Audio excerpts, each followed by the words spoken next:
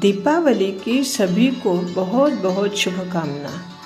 नमस्कार, mistake insight channel पर आप सबका स्वागत है। दीपावली एक बहुत ही बड़ा 6 दिन तक चलने वाला त्यौहार है। 6 दिन में पहला वसुबारस, जिसमें गौ माता और वत्स का पूजन किया जाता है।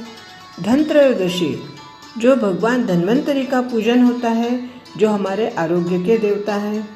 नरक चौदस, जिसे छोटी दिवाली भी कहते हैं, इसमें नरकासुर वध की कथा आती है। अमावस्या को दीपावली लक्ष्मी पूजन होता है। पाड़वा या प्रतिपदा को गोवर्धन की पूजा होती है। और द्वितीया, इस दिन भाई दूज अर्थात भाई को टीका लगाया जाता है।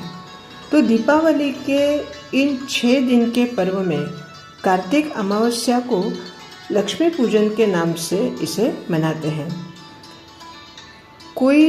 किसी जगह पर इसे बड़ी दिवाली के नाम से भी कहा जाता है, परंतु लक्ष्मी पूजन के साथ श्री गणेश का पूजन भी सभी लोग करते हैं, अर्थात माता लक्ष्मी के साथ श्री गणेश का विग्रह होता ही है।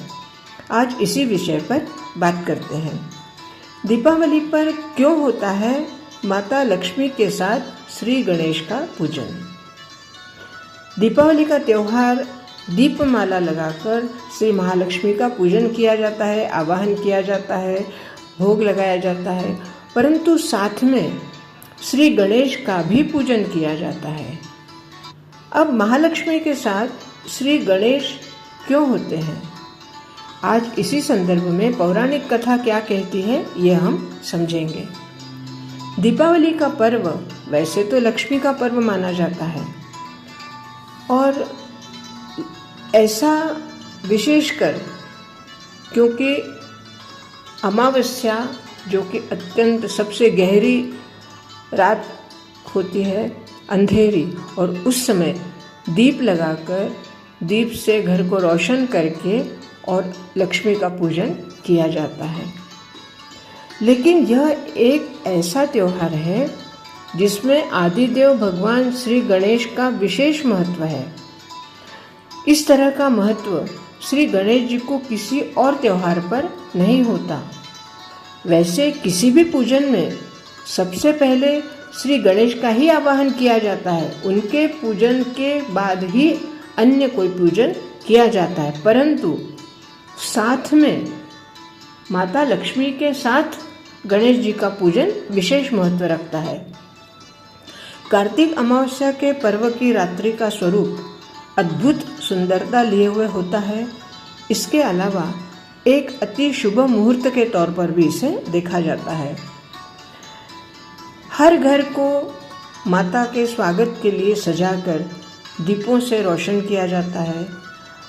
बात को समझना है कि माता लक्ष्मी और श्री गणेश का रहस्य क्या है। दरअसल दीपावली पर लक्ष्मी पूजन में भगवान गणेश जी का विग्रह होने के और महत्व होने के कई संकेत मिलते हैं। इस पर्व में श्री गणेश जी की उपस्थिति कई तरह से दिखती है। जैसे तस्वीरों में माता लक्ष्मी के साथ तो वे होते ही हैं, इसके साथ साथ शुभ लाभ लिखे जाने का भी संबंध भगवान गणेश से ही है। केवल माता लक्ष्मी की कृपा ही काफ़ी नहीं होती। जहाँ लक्ष्मी जी ऐश्वर्य, संपदा, संपन्नता की देवी हैं, तो श्री गणेश बुद्धि और विवेक के देवता हैं।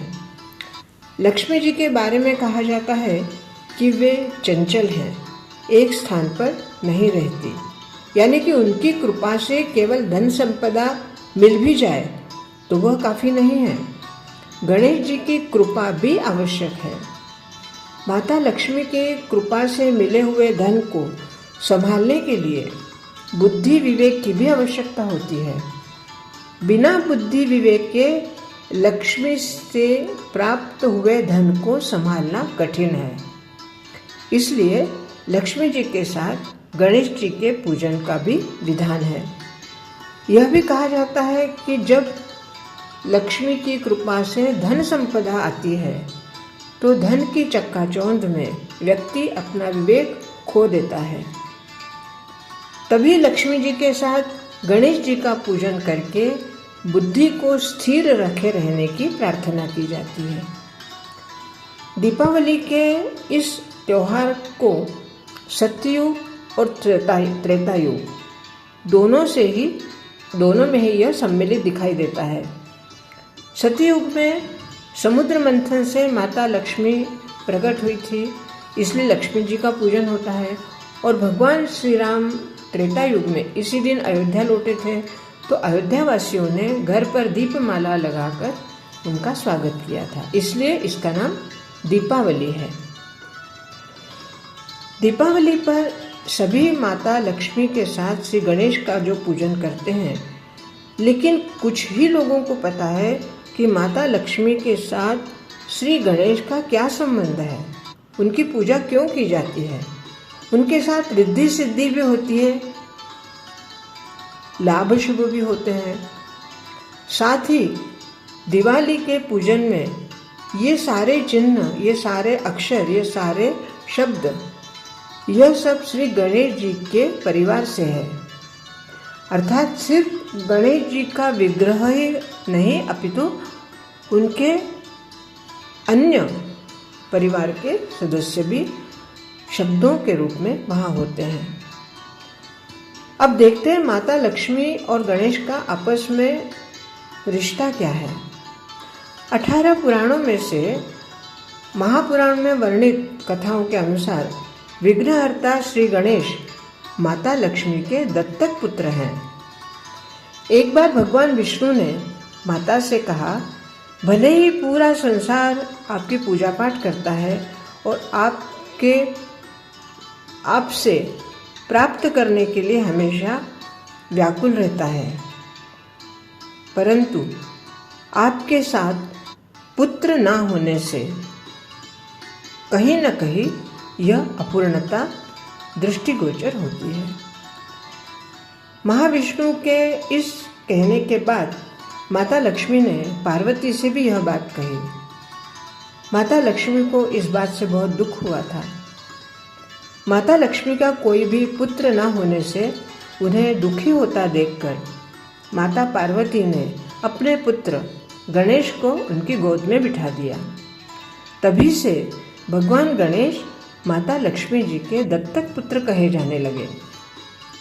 माता लक्ष्मी दत्तक पुत्र के रूप में श्री गणेश को पाकर बहुत ही खुश हुई, अति आनंद से विभोर हो गई। माता लक्ष्मी ने गणेश को वरदान दिया कि जो भी मेरी पूजा के साथ तुम्हारी पूजा करेगा, मैं सदा उसके साथ रहूंगी। इसलिए भी दिवाली पूजन में माता लक्ष्मी के साथ दत्तक पुत्र के रूप में भगवान श्री गणेश की पूजन की जाती है। और दीपावली पर इन दोनों का पूजन होने लगा। कुछ कथा ऐसी भी आती है कि लक्ष्मी जी सागर मंथन में मिली, भगवान विष्णु ने उनसे विवाह किया और उन्हें सृष्टि की, धन और ऐश्वर्य की देवी बनाया। लक्ष्मी जी ने धन बांटने के लिए कुबेर को अपने साथ रखा। कुबेर देव हिसाब के बड़े ही पक्के, वे प्रत्येक को धन हिसाब से ही देते थे। माता लक्ष्मी खिन्न हो गई। उन्होंने अपनी व्यथा भगवान को सुनाई। भगवान विष्णु ने कहा, तुम कुबेर के साथ किसी अन्य को भी रखो। तब आगे जाकर माता लक्ष्मी ने इस कार्य में गणेश जी को भी रखा।